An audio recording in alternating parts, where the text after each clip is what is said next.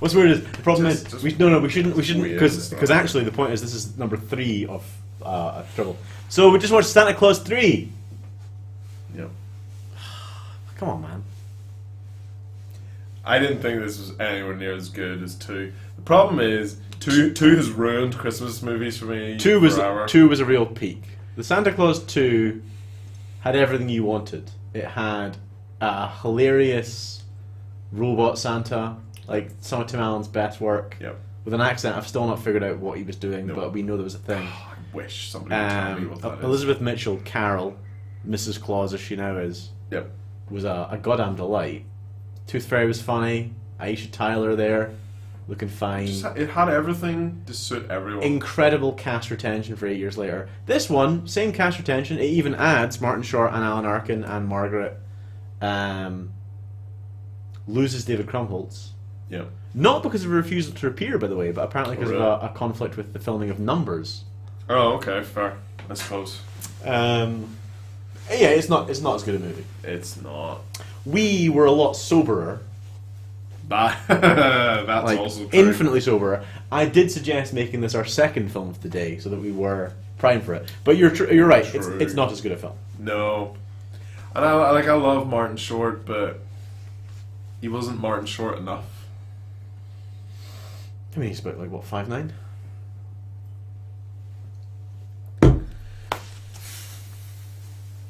I feel like it's really taking the wind out of your sails. It's not terrible. Like, there's a lot of MacGuffin work. You know what? I will say, it felt like an episode of a TV show. It felt like, in a way that I didn't mind. What was the third Star Trek movie of the reboots? Of the reboots? The recent ones, the latest Star Trek movie. Not Into Darkness. It was the Idris Elba. Beyond. Yeah. Okay. Yeah. I'm still stuck on Khan. Beyond felt like an episode of a TV show. It felt kind of inconsequential and, well, you know what we're doing here. We don't have to set up. Here we go. And I didn't hate that because Into Darkness was so like, oh my god, like let's tie it into. And here's Leonard Nimoy, and it's like, fuck that shit. Boom. We know the characters. Let's get going. TV shows. Yeah. That's what that felt like. But I think the problem is the second one, for like an 8 years later sequel, is far, far better than we have any expectation. Oh, it should never have been that good. This one, less so. I mean, do you think it's an expectation thing as well? No, it's maybe not for you because you'd seen it before. It's not. I know me going in, I was tempered because I was like, you're not going to strike lucky twice. Yeah. Um, No, I mean the consensus, like critical consensus, is the second one was like, oh, this is actually right, and the third one was like, nah, it's bad, and it's. I mean, I wasn't fussed until the massive plot problems that just ruined me completely, Yeah. and then that was it. I was done. There's plot problems, and there's also just kind of like done. there's kind of conception problems. So, if you've seen the first two and don't see the third one, which isn't terrible, the whole point is that Jack Frost, a legendary character who didn't make an appearance in the legendary council meeting in the second one. It's too busy. But I suppose we can assume because he's a bit of a dick, he just didn't bother showing up. So fine, okay. So Jack Frost is a member of the Council of Legendary Creatures. Volunteers to help Santa to avoid punishment for publishing a number of cardboard cutouts of himself saying Merry Frostmas, which I like, right? Yeah, he's very upset that he's the number 2 man in winter. Yeah. I mean, technically they're both number 2 men to our Lord and Saviour Jesus Christ. So we should, cock canny a bit on that. But Didn't see him at any of the legendary creature meetings either. yeah, well, it's been controversial. I mean, should we scratch the surface of the fact that the Council of Legendary Figures is exclusively Judeo-Christian Western and in fact basically American? Like, Yeah. the Easter Bunny gets in. True, yeah. But I don't know, what's the scary anti-Santa from Germany? Krampus. Krampus is there. Like a lot, you know what I mean? Like Would have been a very different film if you started adding in, like, horror movie Krampus. And... But my issue is like okay, the Easter Bunny. very much America and But Canada. again, are you like aiming just for like we need some like people that American kids might have heard of? Like they're going to have heard of the Tooth Fairy. But I needed a little bit more. Like Mother Nature, Father Time, the Tooth Fairy. Okay, my issue, I suppose, is that Mother Nature and Father Time are not the same as Santa, the Tooth Fairy, and the Easter Bunny.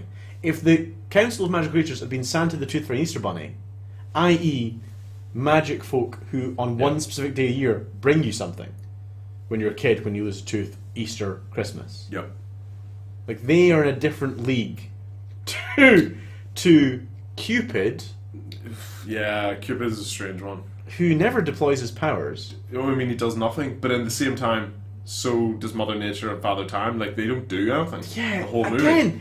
like they're just there. The manipulation of time should presumably be a very useful tool. You thought? Never I mean, realized. that's the point. Maybe in a story in the third one that It's a involves huge time travel. Yeah. But Anyway, Jack Frost wants. even if they'd gone, oh, this is where the magic time travel snow globes come from. Father Time did a little Weeps them up. wee bit of wizardry on it, and that's what I don't know gives if it we time discussed traveling. this when we were discussing the second one, but that's Peter Boyle who played his boss in the first one. Yes. Did I mention that? Yeah. I did. Very odd. Yeah, so Jack Frost wants to be more important. He wants his own holiday. So we invent an awful lot of retrofitting suggesting that if you want to stop being Santa, you have to go into the Hall of Snow Globes. Now I will say, it's not that much of a MacGuffin-y leap, because in the first one, Bernard gives a magic snow globe to Charlie. So it's kind of been established, we have snow globes that are magic. Yeah. Fine.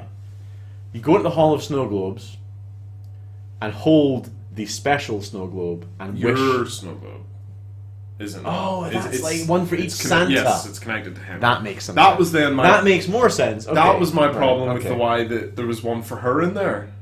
Yeah. Because and I maybe looked why away, was one for but I Charlie? didn't see him like whipping it out of his pocket or anything. It was just like, here's a snow globe for you. Yeah, I'm like, and, well, why is that in there? and also, if that is the case, it undercuts the Charlie's one being as so okay. Well, fuck knows. But if you go and hold the snow globe and wish to no longer be Santa, you'll go back to the moment you became Santa to get a chance to redo it.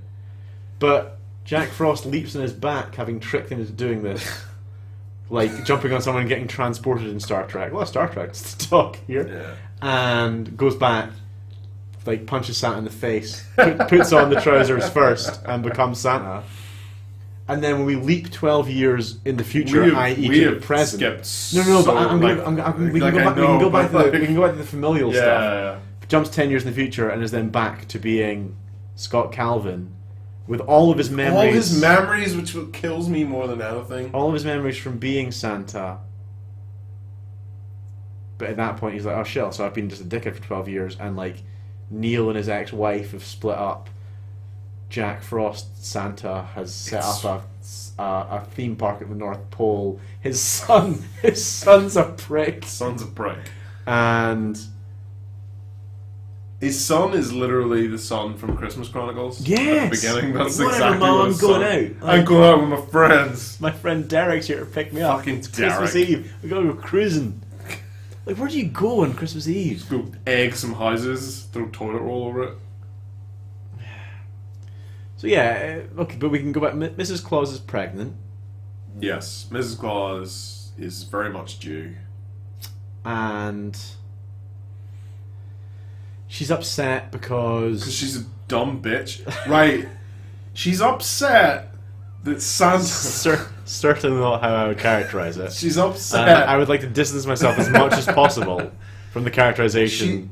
She's fucking upset because Santa's busy at Christmas. And why? You know roughly how long it makes to make a baby? Like, come on. To a certain extent, Like- them fucking 9 months before Christmas was Come stupid. on, I'll you grant know, like that's going to be around Christmas that you're going to be heavily pregnant, Oh, I mean, and then she gurns that he's busy. it's also worth Fuck off. It's worth pointing out that the timeline of the films is the timeline of the production of the films. So the first one's went to 12 years. So it's not even like this is meant to be the first Christmas after they got married. Yeah, it's they meant to should be know years better. later. So yeah, they could have timed having the baby better. So they waited.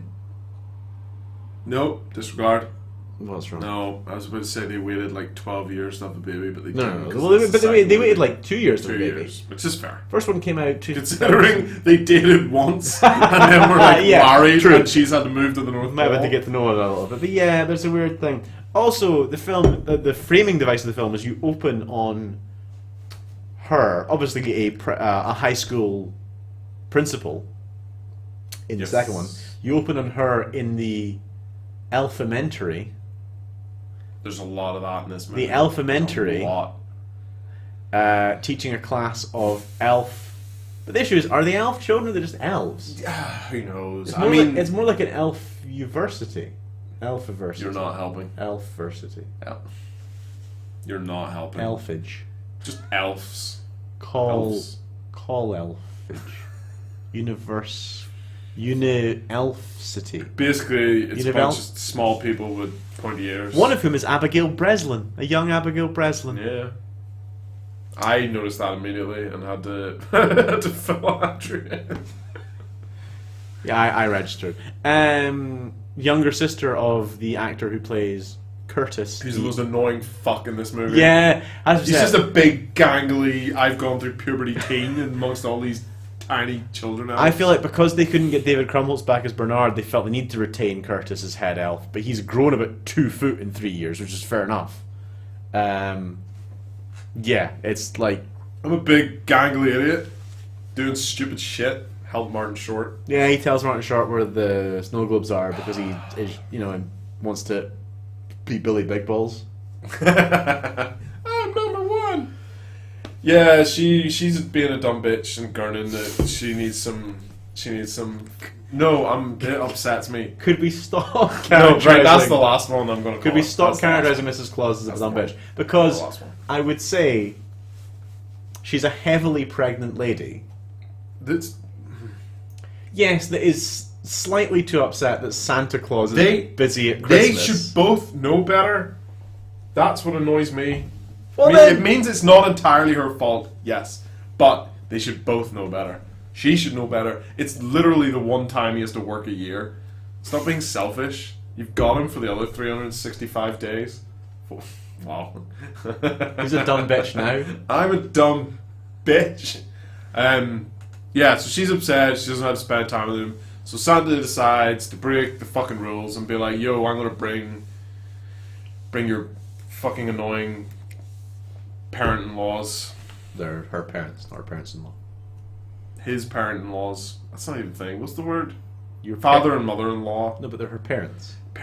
No, but to him, you don't say parent-in-law, parents-in-law. No, you What? don't. You just say, I'm bringing your parents here. Yeah, whatever. So he's bringing them. I don't know what's wrong. Chris I'm is very tired. So tired. Yeah, she either brings them up, whatever. They drug him with a Sandman.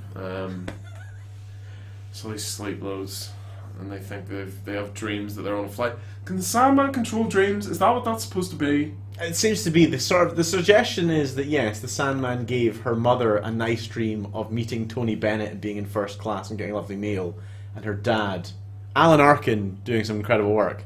Her dad, a dream of getting peanuts in a bag and sitting in coach. Which again is great because they don't question it, and like they pretend that the North Pole is Canada, Yeah. and the Canadians just happen to be 3 foot tall with pointy ears. No, every one of them was wearing a hat. Okay, yeah, That's fair why it they're is. wearing. And they all gloves. say a lot. Yeah, because racism. Funny shit. Is that your bush outside with the Christmas lights in it? Yeah. Did you put Christmas lights in that bush? No, this was part of the. Well, if we're putting the tree up, we've got to do this. So I had to I got strong armed into both. His mum was battering dad about it. You need to stand up for yourself more. I don't have a choice. They give me a free house. Yeah, true enough. Yeah, they pretend it's fucking Canada. The Canadian It's they taken changed by the the signs in all of the shops in the North Signs Pole. was pretty good. Was pretty good. So there's like the Canadian Bacon Exchange. That made me laugh. Yeah. I think one of them was called Pox R Us. So it's like Sweet. real Canadian trees Yeah. from Canada where you are. Or whatever it was. Yeah, real Canadian trees from right here in Canada, where you are now. I That was believe it. is the signs. Yeah, yeah. I mean, there's some funny shit. It's just the second one didn't look as good as this one, but still felt Yeah. like they'd taken more care over it. It felt a lot like I don't This understand. seems very rushed. Yeah, and the rushed. budget's gone down every time, but this one, 100%. Well, I say it looked better, but in the second one, I suppose you had like the toy soldiers and the fake Santa, and you had robot-y shit. Yeah. You had more reindeer. You barely saw the reindeer in this one. You saw like two reindeer in the whole true, film. actually, yeah. But Fucking yeah, maybe terrifying creatures. they just have the sets lying around. Yeah, Yeah, was it? Do you think it was like they're making us like ditch the bin that these are all they're stored in? So like we better just do something with them before we have to get rid of it all. I'm very interested in the production of that movie because there's a couple of moments that we noticed that they clearly had not got the shot. So the introduction at the North Pole, which Jack Frost Santa has turned into a theme park. Yeah, after the time travel. The first shot you see him is very clearly a 1 second shot slowed down into a 5 second shot, and then about 2 minutes later, you see the 1 second shot that you realize it's come from. Yeah. So they just didn't get his reveal. It seems very odd. It's very weird. I mean, I'm assuming his reveal was in a wide shot, and they thought, ah, fuck, we need to actually. Needed a close up. Yeah. That's odd, though. I will grant you. So yeah, like Jack Frost is running around fucking with shit. He's turned the North Pole into a theme park. He's monetized it all. The elves are miserable. The reindeer in a petting zoo where they seem distressed. Fucking number one elves at Scalper trying to sell you bundles of tickets like the guys in Vegas. But he sells him a pen that records shit. Like, how many? Hey, here's the solution to your problem. How many films? Truly, how many films fucking hinge on a pen that records stuff? Yeah, it's fucking too hell. many. It's like nuts. even quite like sensible films. Inside Man's not a sensible film in fairness, but like Inside Man hinges on a pen that records stuff. Yep. Anyway, the recording pen is a real. No, it upsets me too. Yeah. Like, It's because it's like was it even the same pen? Because like all I can remember is the bottom bit was the icicle, Yeah, and then after that, you saw just the top of it, which is like the presenty, like like a circle white and thing. yellow. It looks like a mint, like a ball Oh, sweet, yeah. like a ball sweet. Yeah, so it's.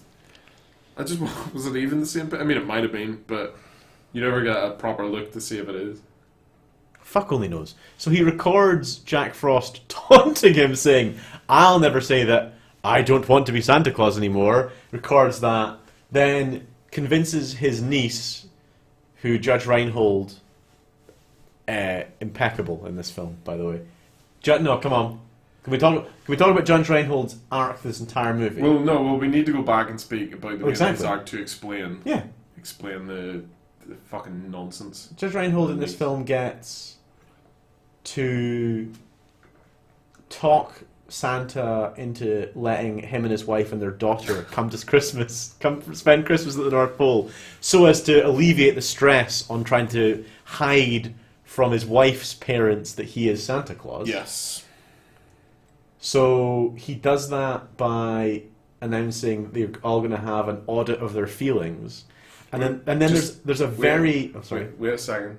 So when Santa's visiting and they're trying to convince him for This is what I'm going to say. The little girl, we are told, has the warmest hugs. Continue. Yeah, she hugs him and he praises her hugs. Warmest hugs. Being the warmest hugs ever. But as Judge Reinhold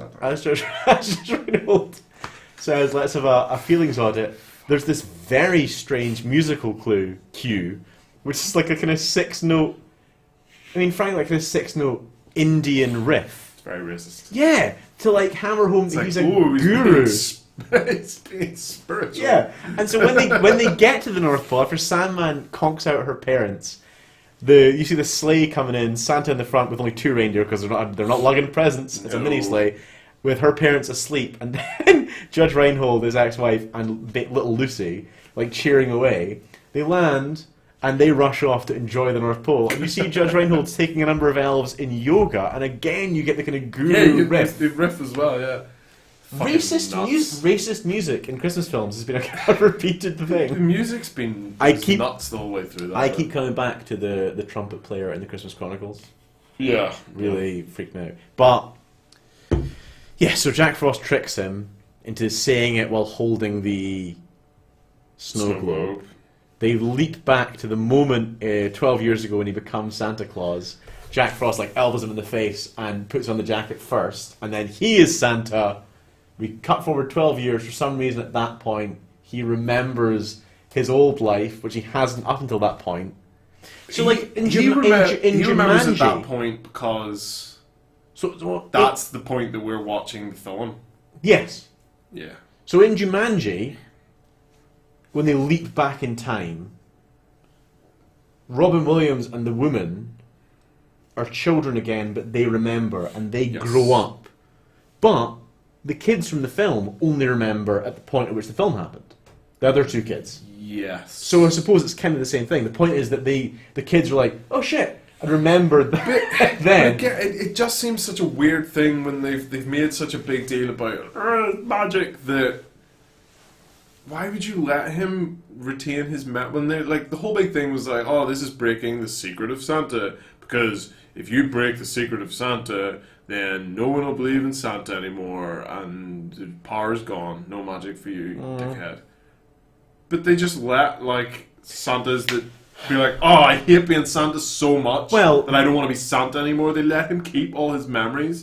So why isn't there about 400 people running around being like, oh, fucking, do you want to know Santa? I'll tell you about Santa. Or are these just all crazy homeless people now because they're all fucking nuts? We brainstormed a better way to make this film. We did. Which would have been far better. At the point that Jack Frost gets the snow globe, he sees little Lucy catches him and she's like, "You can't have that. You're a naughty boy." And she says, "I'm going to tell," and she runs out and shouts for her parents. Now again, what if she just shouted then? What if she just ran out there and shouted, "He's got a snow globe"? Then everyone would have known. But she ran out and being like, "Mum and Dad, and not a single elf turned around. Where's all these security elves? Why aren't the security elves on this door at all times? Guard. That's a fair point. We saw fire elves in this film. You saw fire elves. You saw a Dr. Elf. Yeah, Dr. Hismus. And I kept thinking, is that like a joke, or am I just not getting that? Hismus. Was it Christmas? Yeah. But anyway, I don't. Lucy shouts for her parents. They run in. Jack freezes them. She's still clutching her snow globe. He's got the snow globe, and he freezes her parents, and then it's like, "I'm going to freeze you unless you get in this cupboard." So she gets in the cupboard, and then he goes out and tricks Santa, and we're done. But would it not have made more sense when he tricks Santa? He goes back. They have the thing. Jack puts the Santa costume on, and then it resets time. Would it not have made more sense to make Lucy the hero, who for some reason she remembered the reality because of her snow globe? Yeah, because she was holding the magic. And then Scott went back to being an arsehole. The world was, but Lucy woke up 8 years old, shit, this ain't right. And she was the one that saved the day. I'd rather watch a little girl save the day. Yeah, because she was great. Yeah, 100%. Fantastic. Liliana Mumi? Yeah. Liliana? No. Liliana? Mumi. Mumi. It can't be Mumi. Mummy? Well, Mummy with one M. But either way is weird. Liliana. It's a weird name. Liliana's a nice name, but Mumi is Mummy. I mean, we're probably butchering it regardless, so... It's definitely Liliana. Anyway, she's nice, ginger. Well, it's just a scripture. People have got an idea now. There's not a massive variety of... You know what I mean? I'm not saying they all look alike. I wasn't implying anything. Yeah, because basically there's a weird... There's a machine they have to go through to get into the thing, into the snow globe room, that you have to do a certain combination of lever pulls and twists. On a red deer vending machine, which is branded like a Red Bull vending machine. Yup. I'm surprised it wasn't just Red Moose or something, because it's supposed to be Canada. Well, I don't know, the red deer vending machine we'd seen before they even pretended it was Canada. Canada. Did we? Oh, okay. That's fair. It's like Rudolph. That's fair. But yeah... Though Rudolph isn't in these films, so... Yeah. But to be fair, that's why we kind of thought that maybe... 'Cause he She goes- should he goes to have her been for the help. she should have been the hero, making Scott remember 12 years later. So, as you pointed out, it undermines the entire point of the escape clause. Yep. If you can escape, but then this is it. It's not even from the point at which you escape. It's from the point at which you triggered it.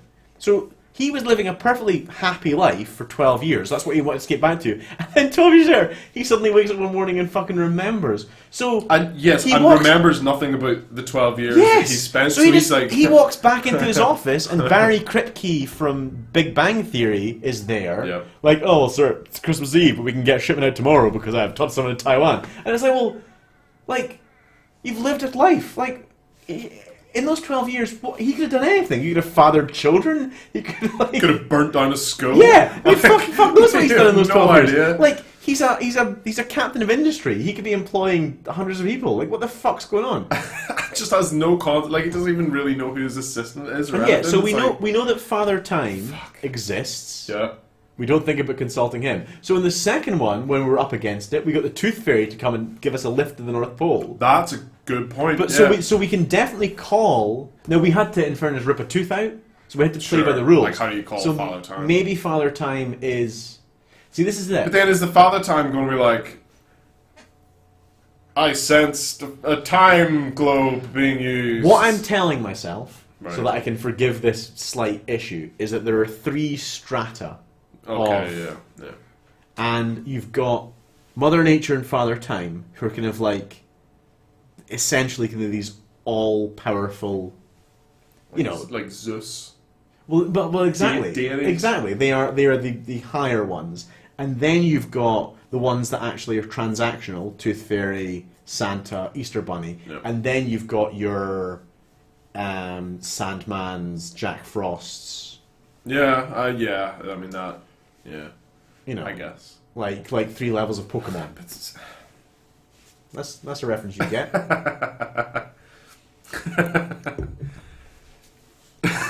Yeah, I mean that works. That works.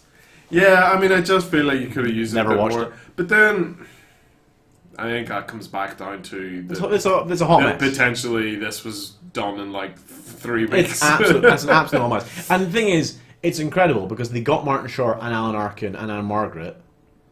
So like Is Alan Arkin dead?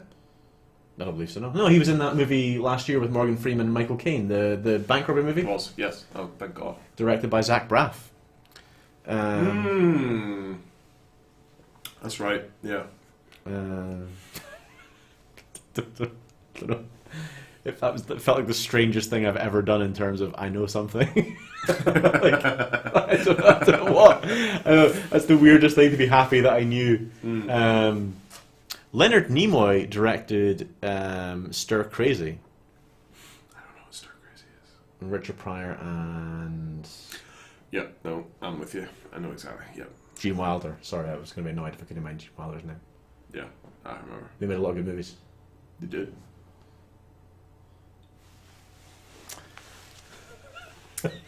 I mean, yeah. Sorry, I mean, it has to be said, this one took the wind out of our sails. I'm glad, frankly, we didn't watch all 3 in one sitting. Because it would have really soured the... Yeah, yeah. I mean, that's why I kind of wanted to get this out of the way first, because I was like... I think the second one was better than the first one. I'd 100% agree. Yeah. 100% agree. Because you required no setup. I think the Robot Santa was really, really funny. I think there was... And, like, from what I remember, I think the second one could basically stand on its own. Yeah. If you hadn't seen Yeah, no, you didn't need to There's know. no you didn't. Santa. Yeah, it's just Like, you it's knew enough, Santa. you're Yeah, like, they're Santa. ex-wife, Exactly. Santa, Yeah. Whereas this one, could this one stand on its own? You open on Mrs. Claus. I suppose you can appreciate who Mrs. No, yeah, this one. I don't think it could. I love. Well, I mean, it maybe could, but it's not good enough to stand on its own. Mm. Like, it would be a very bad film on its own. I love Aisha Tyler. Yeah. Um, Doesn't really do anything, but she's there. but I mean, the whole Council of Legendary Figures is right. Like Yeah, no. Peter Boyle does fuck all. Aisha Tyler does fuck all. Kevin Pollak gets a couple of "we can see your dick" jokes in. There's a lot of fart jokes in the first 5 minutes. Like, apparently the reindeer are quite flatulent. Horrible, horrible creatures. Just We've been terrifying. spoiled. We've been spoiled by the Christmas Chronicle, which had very but good they're reindeer. No, but it's like they don't even make an attempt to be like, oh, this is just reindeer. Like the bottom jaws moving left and right far too much. It sounds like fucking animals. They're not Bobcat Goldthwait. Wow. Wow. It's gonna track with everyone. He's a director now. Yeah. I didn't. I always thought there was something wrong with him. No, I mean, that's not his real voice. Yeah, no, I just always thought there was something terribly wrong with him. He's so funny in The Burglar. But anyway. Remember Bobcat Goldthwait? Fuck me, that's some funny shit. I watched The Police Academy not too long ago. I have seen a little bit of maybe one of them. It's mind-blowing, the few things that you've watched. Like, I feel at some point I'm just going to give you like a list of 100 and be like, how many of these have you actually seen? I'd like to point out there's a lot of films. I mean, we've just watched 3 Santa Claus movies that you'd never seen, and I have. We've just got very. Our Venn diagram doesn't touch much. True. I watched Without a Paddle like 200 times. I watched it once. I was incredibly depressed. Fuck, I watched that film so many times. It's the only film I could watch for a long time. It's a really dark period of my life. But, love that movie. Seth Green being... If you're in a bad time and you watch Without a Paddle, this could be you. Seth Green being kidnapped by a bear. It's some funny shit. This could be you.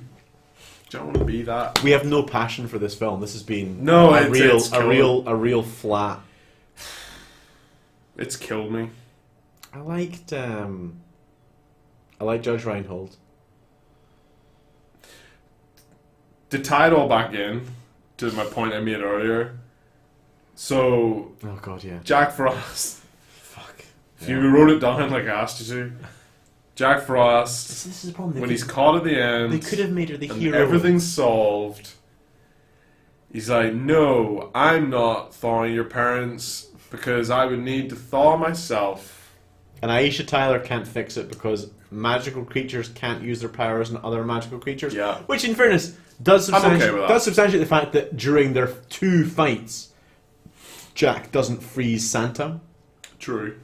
Yes. So that's fine. a very good point. Yeah, Fine. Never thought of that. So Santa immediately turns round to young Ginger. Lucy. And just Liliana Mummy. basically just looks at her and raises his eyebrows a couple of times, and she's like, "Oh, if you think so." And she hugs Jack Frost.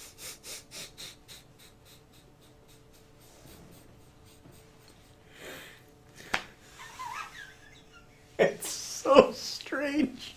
It's such a strange decision. Oh. And we didn't mention the fact that her snow globe is her hugging a snowman, and the snowman turns pink. Yeah, which is melt. supposed to represent. It should melt. Yeah.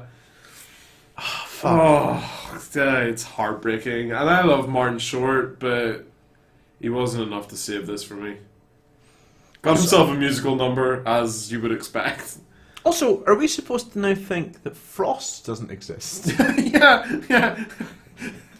Because he invented the chill, did he say? She tells him to chill, and I invented chill. A good line. The moment, 100%, a moment of this film that I think is fucking fantastic is when he meets Mrs. Claus's mother, Anne Margaret. Yeah.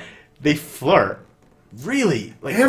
All mystical creatures flirt with his mother. Very overtly sexual flirting. And, asks if she can sing, and she's like, "Oh, what do you want me to sing?" And he's like, "Chestnuts roasting on an open fire." And then she delivers the "Jack Frost nipping at your nose" line, and it causes. I mean, like he is clearly like, clearly physically moved by that, Yeah. and asks her to repeat it. So she like does like a like riff on the same line for a few times. Well, he's like jizzing in his pants. It's so weird. Like, she doesn't question this at all. She just has a wee giggle and then just keeps doing it. Like, It's like, oh, I'm getting a bit of attention from this weird blue hair. Like, he's like Sonic the Hedgehog. It's all like slick, like blue slick spikes. yeah. Side note: did you see the Sonic the Hedgehog Fuck, poster? man. It's like the whole thing that like two movies of the same ilk come out at the same time. So they've seen that they're doing a live action Pikachu looking thing. We should do Sonic. Oh, I mean, I don't know how you're going to do it. my favorite thing was like the 50 or so people who tried to recreate the photograph. It was like, there's no way you can get your thigh in that one and not get it in the other one. It's nuts. What's happened to the world, man? Did anyone need a live action Sonic movie? Like, what's Sonic about? Like, he just runs really fast. The weird thing is, like, Why is because he, they need to get people in it, they're doing it in the real world, and I'm just like, well, so why is he in how's San that Francisco? gonna work? Why is he in San Francisco? Because Right? they need. Why is he in San Because the Francisco? only way they're going to get people to go is if they have. I don't even know who's in it. Like, I saw, was it Chris Pratt? But I can't remember if that was like a released. You see, like, he's fucking Schwarzenegger's daughter. Yeah, fair play. No, not fair play. What are you leaving Anna Faris for? Oh god, yeah, it was Anna Faris. Like, What was released mock-up was what they'd done of like Chris Pratt in like a car in the bottom, like a roofless car in the bottom corner, and then Sonic was like behind, and this was like some released mock-up that they were going for, and I don't know who they ended up getting in it, if it's even been announced. But they need somebody strong and good looking to try and push this. Like, fuck, see if Ryan Gosling appears in this. I'll be furious. all I want from a Sonic movie is a hyper-realistic rendering of him smashing fuck out of robots and little woodland creatures just escaping from them. I just want him, literally, like the hallway scene in Old Boy. I want Sonic on a platform, but just realised in a graphically violent way. So he's beating fucking robots, his hands are bloodied, he's running through them really fast, and he gets Dr. Robotnik, smashes his little fucking like rascal out of the sky, and then beats his little ginger mustache bloody. That's all I want. Yeah. I'd watch an hour and a half of that. I'd be alright with that. Like a yeah. fucking heartbeat. Like a fucking vengeful hedgehog beating holy fuck out of all in just his like- path. I'm not interested in what's he running over the Golden Gate fucking bridge for? That's not how Sonic worked. Like, if you look at that poster, what my issue is, right, the leg poster, right, the legs are weird, but if you look at the bridge, you see the path he's ran over the bridge. Oh yeah. Sonic couldn't run up walls. Sonic could run round upside down really fast. He couldn't run up verticals. He couldn't twist and sweep. So Do you fuck reckon is they're that? just like they've just seen like the Flash TV show where it's just like a lightning bolt going up walls and stuff, and they're just like, yeah, we could do that. That'll be fine. It just needs to be a blue blur. Nobody cares. I mean, Detective Pikachu looks utterly incredible. I think it's going to fucking kill. Like, Top 10 it's films of all time. going to kill. 100%. It's kind of upsetting how much money that's going to make, especially because they were like, who do we get the voice? They should have called it Citizen Pikachu. Right up. But we're so much happier now that we're not talking about that fucking turd of a film. Yeah, I mean, let's not Yeah. drag this on. That's like We're done. 40 minutes. Yeah, but- there's more than enough. Aisha Tyler's a gift to humankind. Elizabeth Mitchell wasted in this film. Wasted in this film, being a kind of sad, pregnant, like victim, and it's just I don't know. She didn't need to be. Sounds like you want to call her two words. No, I mean I'm not the hateful misogynist that you are. I think she was not served well by this film. No, she wasn't. I just don't think it's just not the character. It's just not the Yeah, they took everything about who she was when she was introduced. There's and no nonsense angry principal, and they're just like, My husband's Santa Claus and he's busy on Christmas Eve. Yeah. What a strange, unusual position. Anyway, It's like yeah. you fucking know. They fix Martin Short, Jack Frost, and he's good now, apparently, and Santa's Santa again, and everything's fucking fine. And then they tell Anne Margaret, they tell her parents that he's Santa, and there's this really weird scene where, like, everybody's helping out to make toys, and they all kind of come together for a group hug, and the Easter Bunny is really sexually aggressive to her mother, and that's okay because her dad, like, sidles up to Aisha Tyler's Mother Nature and, like, nestles his head on her shoulder, which, I mean, he's only human. Yeah, it's fair. Oh, fuck. But then, like, you can kind of write off the Easter Bunny thing, like, oh, it's not too bad. But then in the after credits, like, the guy playing the Easter Bunny is just like, oh, you want to see my carrot? And, like, and, like, shit like this. And it's just very inappropriate. You're like, oh, that was a sexual harassment scene that we had at the end of our... Very odd. Our children's fucking Christmas movie. It's fucking nuts. Don't watch it. No, watch the second one. The second one's great. If you're You have to ever watch like... one Santa Claus movie, watch Santa Claus 2. If you're ever like, hey, I want to watch all these Santa Claus movies, watch the second one 3 times instead, and you will be much better off. Or watch the second one once, twice, and then watch Christmas Chronicles. Yeah. Yeah. Yeah. Shite.